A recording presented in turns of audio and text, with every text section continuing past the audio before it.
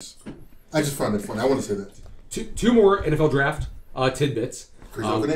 Because I am the resident West Virginia fan here. That is. We've got to shout out the Tampa Bay Bucks picking 2 of my Mountaineers.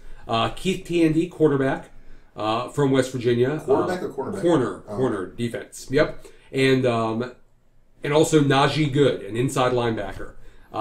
2 good picks in the later rounds, rounds 4 and 5. 5 and 6. 5 and 6. Good prospects. I think they can probably contribute on special teams. Always good to see West Virginia Mountaineers go into the NFL. Tampa Bay will give them a chance. I hate the Bucks. And, all right, fair enough. And before we sleep on what else Indianapolis did in the draft, we all know Andrew Luck went number 1. Makes sense. Makes sense. We knew that before this draft actually happened. We knew it, yeah. But there are 3 other picks that I want to highlight, which could signal some significant rebuilding in Indianapolis.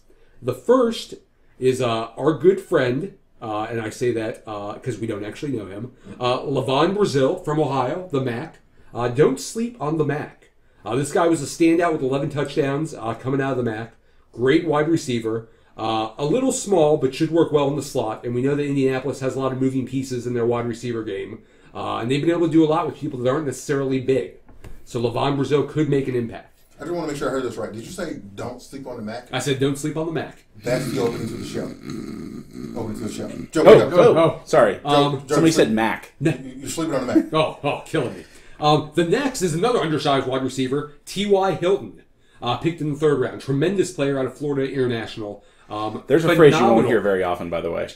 Tremendous player out of Florida International. Phenomenal return game. But people also don't realize he put up over 1,000 yards as a wide receiver. Great option, versatile player, quick as lightning, offers some potential. And the last pick, Mr. Irrelevant, Chandler Harnish. Great name, by the way. It is, actually. Fantastic name.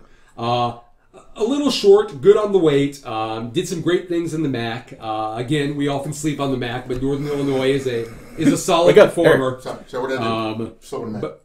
But Chandler Harnish could do some things. We know that besides Andrew Luck, the Colts struggle, or are struggling, with their quarterback situation. Well, I'll tell you what, there's 2 things that I thought about the Colts draft that were funny. One is, last year was such an embarrassment for them on the offense. Just an embarrassment. And look at their draft. This is a team that clearly understands they need offensive players. Mm-hmm. Here's their draft. Quarterback, tight end, wide receiver, defensive tackle. Okay, I guess we had to do something so the defense wouldn't get upset. Running back, wide receiver, offensive tackle, linebacker, quarterback. This is a team that clearly knows it needs offensive players and is going out to get them, which is a sign of a smart, management group. But what was interesting to me about the Colts draft is you get Andrew Luck. I'm sure that's a wonderful pick. You draft his tight end, Coby Fleener. Great pick. Because if anyone knows anything about Andrew Luck, you know that he basically didn't throw to wide receivers because they didn't have any. He threw to tight ends. Mm-hmm. And then the very next pick is another tight end, and which is the Dan Reeves effect. If anyone ever was a Falcons fan while Dan Reeves was in charge, we could never draft enough tight ends for him. No. Did you see Algie Crumpler make the pick for us? Yeah, Algernon Darius Crumpler. I miss him, and he's let himself go to seed a little bit. But I heard a rumor that that second tight end drafted by the Colts played for a team that happened to get defeated by West Virginia in a recent bowl game. That would be Clemson. And Clemson was a high-powered offense at times, and so I guess I get that.